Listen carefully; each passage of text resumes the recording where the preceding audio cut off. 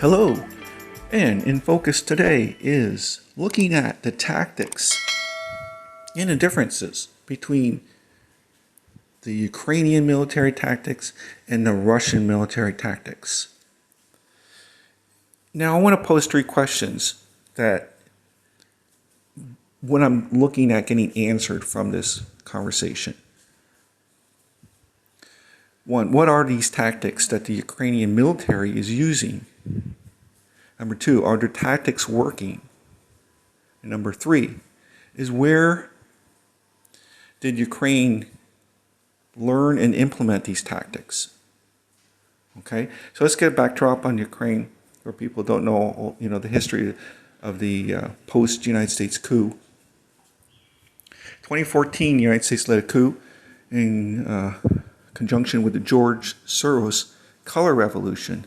They deposed a duly elected president who is more of a pro-Russian president, and the United States installed a puppet government.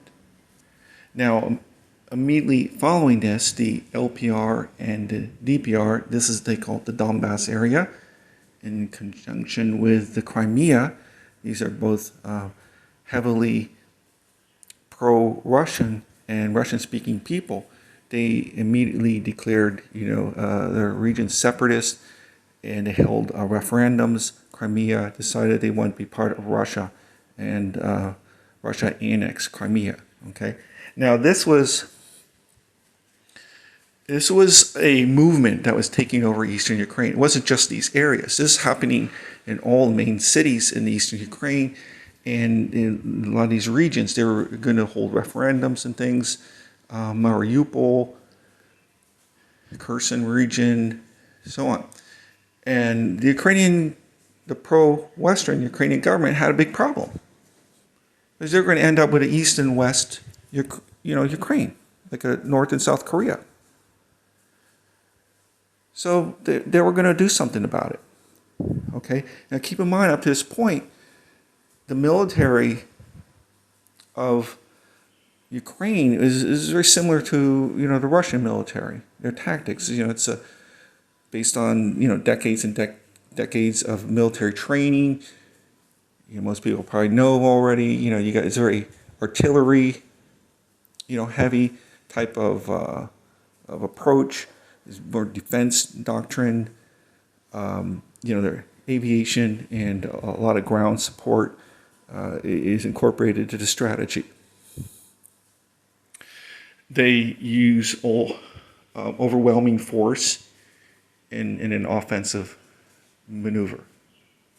And they like tactics like pincer movements. Hint, hint. So, this strategy would change considerably over the next 8 years. It would morph into something completely different for the Ukrainians. For the Russians, this strategy remains in place to this day. And you can see these tactics play out in all their conflicts. It's very similar theme. Now, of course, they advanced their tactics. The Russians use a lot of high tech now. They rely heavily on UAVs and drones, something I think a lot of military experts wouldn't have thought going into this war. But when you see what the Russians are doing with all the drones, it's truly amazing. I was completely blown away by the amount of reliance that they have on the drones. So anyway, it's become a different army in that respect of the technology, but still the basic doctrine is the same. So looking at this transformation of Ukraine. Ukraine went through a transformation. Now, keep in mind, anything that happens in Ukraine is controlled by the West. Ukraine is not its own country. It is a puppet government. That's why there was a coup, to install a puppet government. And the latest actor, literally, to be installed as the president was a dimwit named Zelensky, who has no experience in politics or military. He's a comedian and he's a drug addict. Now, there's a reason why you select someone like that as a puppet president, because it's easy to manipulate someone like that. You also want somebody who's very greedy and is willing to take a bribe to get anything done that you need. Now, Zelensky has amassed approximately $500 million. This is money that was taken away from the Ukrainian people. Just like Biden, on the other side of the sea there, has done to the American people. Just a great fleecing operation. So the control is obvious. The motivation is obvious. Okay? So let's look at the tactics that the Ukrainians did and why they morphed into these tactics. Basically, it's a suppression of the civilians. This is their strategy. And it morphed over 8 years. They perfected it. It's like a hybrid of military with secret police. The hallmark of this strategy is the shelling, especially with rockets into civilian areas. Now, this is all documented. Something that if you've been following the situation over in the Donbass, this has been going on for 8 years. Intensifying. It's all captured on photos and videos. It's been monitored by the OSCE. Approximately 62 artillery strikes a day and 650 something artillery shells average per day. So this is a massive operation, a terror campaign levied against the people of the Donbass. Now, this has been perfected. From the inception of just lobbying over an indiscriminate shell to devised into a complete campaign where you intensify your shelling during peak pedestrian hours for maximum death and destruction. You target homes and high rises. You target hospitals and schools. Remember, the goal of the Ukrainians is terrorize the people so you can put them into submission to get what you want done. And what you want is you don't want people to hold referendums and become separatist areas. You want to keep the people under your thumb. Now, in the warped thinking of the West and the Zelensky regime, this is how you do that. Now, there's been a lot of critics to this, including, the Russians. And they try to come up with the Minsk Accords and so on to try to promote peace and prevent death. And there's been approximately 15,000 people who died in the separatist region, the Donbass, the LPR, and the DPR, due to all this shelling. Okay, and keep in mind, the shelling is one element of the terror program. You need a whole army to do all these things that we're going to talk about. So you can see this became their focal point of this, quote, military.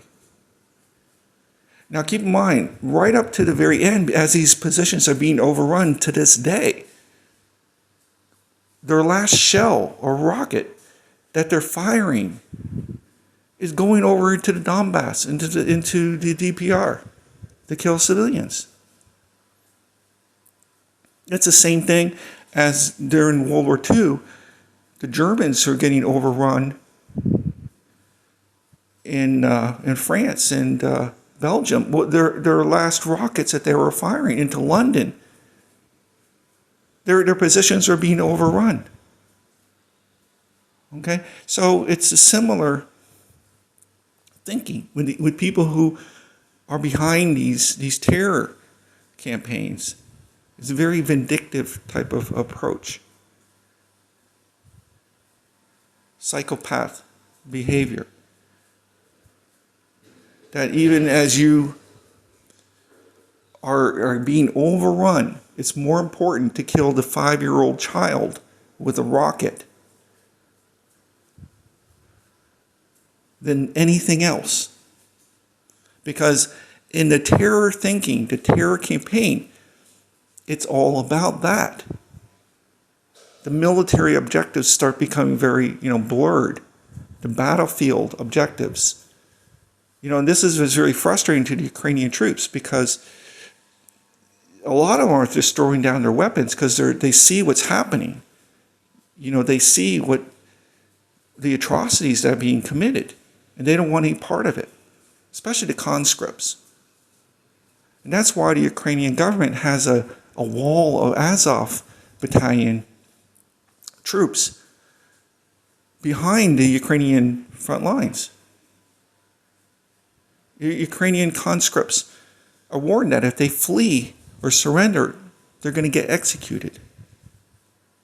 Now keep in mind, there's a flourishing neo-Nazi community within Ukraine. They assisted in the coup attempt by the United States. And later, this flourished and developed into the Azov battalion. That's just one of these groups, but these were condoned and supported by the United States in particular. They provided weapons. Now keep in mind, the United States controls the government of Ukraine. Now all the opposition parties were outlawed and banned. The only parties that were allowed to flourish in Ukraine was Zelensky's corrupt regime and the Nazis. Okay, so, the West completely supported this. All right, so, going back to looking at the battlefield. One of the hardest things for the Ukrainians is keeping the morale of the troops. When you are looked at as a parasitic entity in your own country, when the Ukrainian people are shooting back at you, when you see other people in your units, thugs, looting and raping women, these are things that normal men don't want anything to do with. These are things that make you want to surrender and flee, let alone constant shelling. Now keep in mind, the Russians are shelling the Ukrainian positions. Keep in mind, the Ukrainian artillery is shelling the civilian positions. What do Ukrainian troops do when they retreat? Over and over and over again, you listen to the testimonials, watch them, they're all my videos, you're going to hear what happens. The Ukrainians would drive down the roads and shoot with their tanks all the buildings and factories and houses that they can before they leave. They're going to set snipers up and start shooting at people. They're going to prevent the people from fleeing. They're going to send in salvos of MLRS, multiple launch rocket systems. They're going to use their Troika U rockets. These are all terror weapons. And then you're going to send in salvos of white phosphorus, which is basically incendiary devices, causes fires. This is what you do to your own people in Ukraine. And this is why the Ukrainians look at the Russians as the liberators. Now, when I first started looking into this, I'm an American, I'm ex-military, I'm not Democrat, not Republican, I don't vote. I started looking into this. I found this unbelievable that this was happening.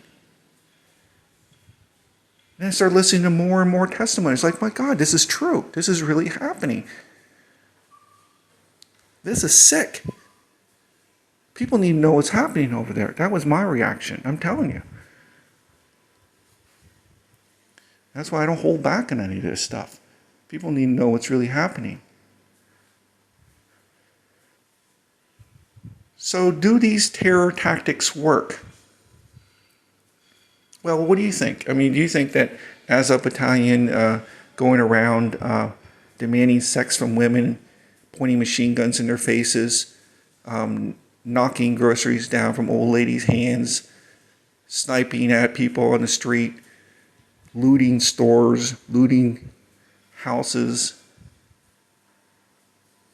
stealing food from farms, stealing cars, commandeering farm vehicles, factory vehicles. You think that stuff you think that helps? Do you think these are tactics that get the people on your side? Maybe in the short term you intimidate people so much that you put them into so much submission and fear that they're not going to hold a referendum. But do you think that in the long term that these tactics work? They never do. And this is how you turn a population completely against you. And you turn sentiment of many countries in the world against you, like what's happening now. Okay, so I outlined the tactics used. And again, don't take my word for it. Go listen to testimonials of the civilians. These people they don't have guns to their head. Some are on the Ukrainian side and some are on the Russian side. Use your eyes. Watch the videos. A plug out to Patrick Lancaster, who's right there on the front lines, and he shows the direct results of the shelling in the Donbass almost on a daily basis. Just remember, for every one he shows, there's probably like a few hundred that he can't get to show. So, we established the tactics. And again, I encourage you to research. I don't want you just taking my word for it. The evidence is out there. You can find it. Number 2, do these tactics work? Short term, you can put people in the state of fear. Yes, they may work. Long term, they do not work. In fact, it's a miserable defeat. This is the recipe for a collapse of a society. This is how it's so predictable that all Ukraine will collapse under an oppressive regime, starving people, oppressed people. This is how revolts happen. So, I think it doesn't take a rocket scientist to know what's going to happen shortly in Ukraine. And I mean all Ukraine. And this is a result of these tactics. So,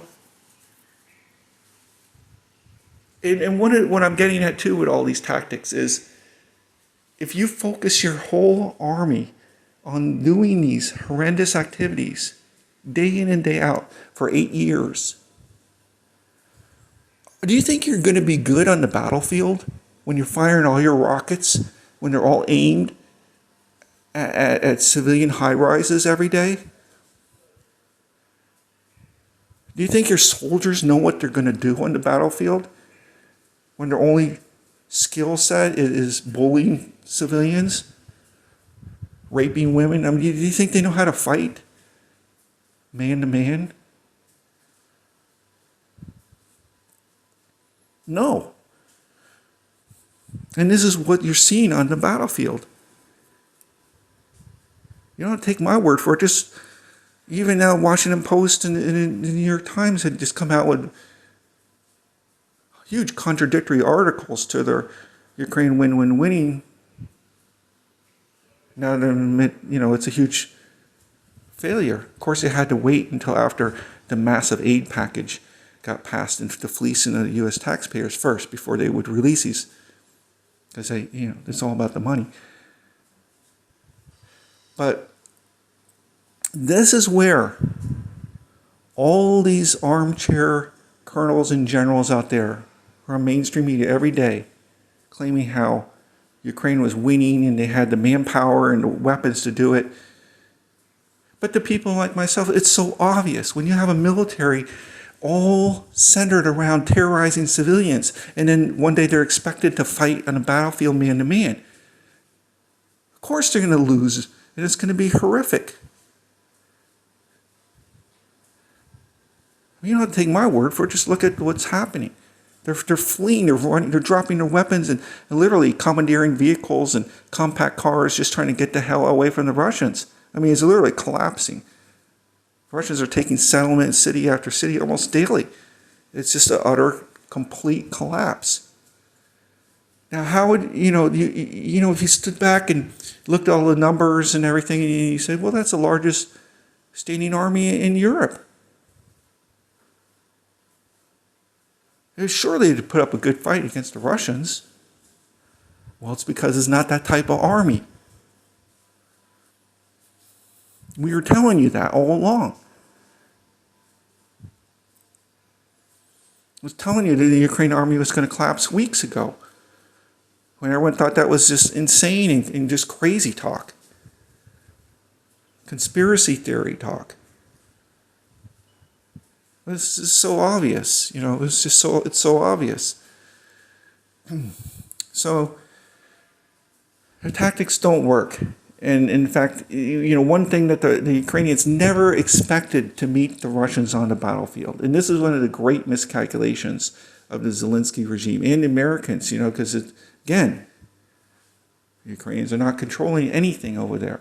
And just further, proof on that is there's talks now for a ceasefire.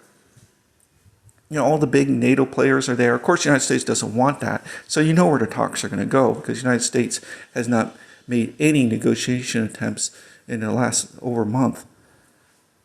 Senator Lloyd Austin, he basically told the Russians you had to surrender and leave all the territories behind. Yeah. So who's not at that negotiation table? Who's not allowed at the negotiation table? This just shows you, if you've had any question about whether I'm telling you anything other than the truth, the one that's not at the negotiation table is Ukraine. Because Ukraine has nothing to do with Ukraine. The leadership in Ukraine is just, it's a joke. A comedian puppet. It has nothing to do with Ukraine. So we established that the Ukraine's being directly controlled by external forces, and mostly the United States, for nefarious gain, which includes, basically money. And leads us to our final question: where did Ukraine learn all these brutal tactics? Because remember, this was not the Ukraine military from before. These tactics were imported into Ukraine. Who's training Ukraine? All these weapons coming in from the United States. Who's setting up biolabs in Ukraine? 31 biolabs. This is all done under Hunter Biden documents. Construction of naval facilities. That was all being done so that the United States would come in and take over those facilities in the Black Sea. So, the one who imported these terror tactics is the United States and UK. Now, if you have any doubt about the United States and UK being involved in terror tactics, let's go back in history a little bit. Let's go back to World War II, where guess who devised the tactic of firebombing cities in World War II? Yes, the UK. The United States quickly learned these tactics of terror and unleashed them upon Japan and Germany, including cities like Dresden, which had no military presence, but of course hell to pay for civilians. Nuclear bombs dropped on unarmed civilians in Japan after the war was basically concluded. So, that's kind of how it started for the United States. Of course, they learned their tactics, honed them to great effectiveness over the years. Let's move to Vietnam War, where more bombs were dropped on Vietnam than any other country in history. Terror tactics of burning villages, poisoning water, destroying food supplies, turned the people against the United States and the South Vietnamese government, unleashing the Viet Cong, which led to the U.S. demise. Moving over to Central America, where the United States perfected their tactics of supporting ruthless dictators, supported by thug armies. Now keep in mind, one doctrine of the United States, as is all in their manuals, you can go look at there should be copies out there, the CIA covert operations manuals, School of Americas, it's all in all their doctrine, is you never use your own guys. You always get someone else to be your boogeyman, to do your dirty work. This is where your Al-Qaeda comes in, your ISIS, your ISIL, all these terrorist groups that basically do everything for the United States. Notice Al-Qaeda and ISIS always do the things that are in the best interest of the defense contractors and the people who are running us. Yes, they run us.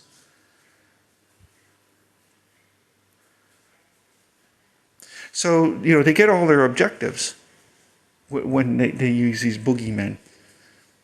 Look at Syria. Here's a great example of how they used ISIS. And basically Pentagon came out and said that the ISIS was our friends now. We were using them to take out the government of Syria. Of course, they go into a city, behead people, terrorize everyone, launch chemical weapons attacks under the guise of white helmets, and all kinds of nefarious activities. But they're our friends. These are the good guys. Yeah, and people in Houston were like, hey, that's my white pickup. So look, this is my company's logo on the door. Why is it being driven around by ISIS over there in Syria? Well, it's because the U.S. government bought all those trucks and gave them to ISIS. Courtesy of U.S. taxpayers. So we've been funding a war of terror. We are funding the terrorist in the war of terror against ourselves. That's how it all works. And, when you look at back like the atrocities in Central America of burning down homes and destroying people's crops, poor farmers, basically hand to mouth. No, you can't have those people become rebels. You gotta destroy everything that they have so they can only think about food. You're going to starve these people to death. And this is the backbone of sanctions. Look what we did to North Korea because we didn't like Rocket Man. So we're going to punish millions of people, kill millions of people, starve them. To this day, decades of death. Venezuela, same thing, because we didn't like the president. So we're going to take it out on women, children, elderly, destroy their economy, take everything away from these people. Make these people wish they were dead. This is the United States way. And I hate, I'm sorry if I'm throwing a lot of cold water on a lot of propagandists' faces, but you kind of deserve it. You need to hear this. I mean, look at all the false flag stuff that the United States have done. Look at all the biological weapons. We have biolabs everywhere in the world. Yeah, and the C virus. How did Moderna's patented genome end up inside the C virus? Well, there's only one explanation. So basically, the United States has been running this terror campaign against the world, and they use these nefarious groups and actors to get things done for them because they don't want to be looked at the big guy. But when you start looking under rocks, you can start finding things out pretty easily. So who's the new boogeyman over in Ukraine? Who's a terror entity over there? Who's the new ISIS? Who's terrorizing the citizens? Who's going into the villages and looting and stealing from all the people and holding guns to people's heads? Who's firing rockets at the civilians?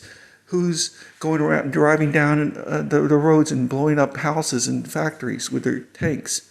Not shooting at the Russians. They can't do that. Not man to man. You can't fight the Russians.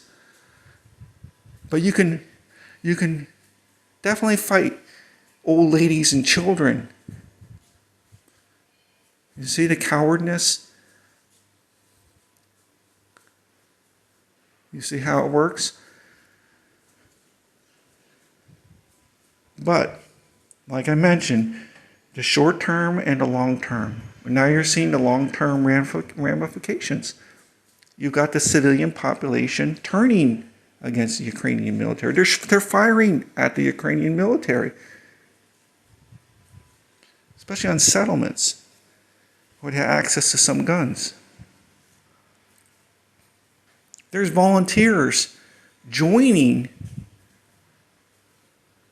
the Russians to fight the Ukrainian military.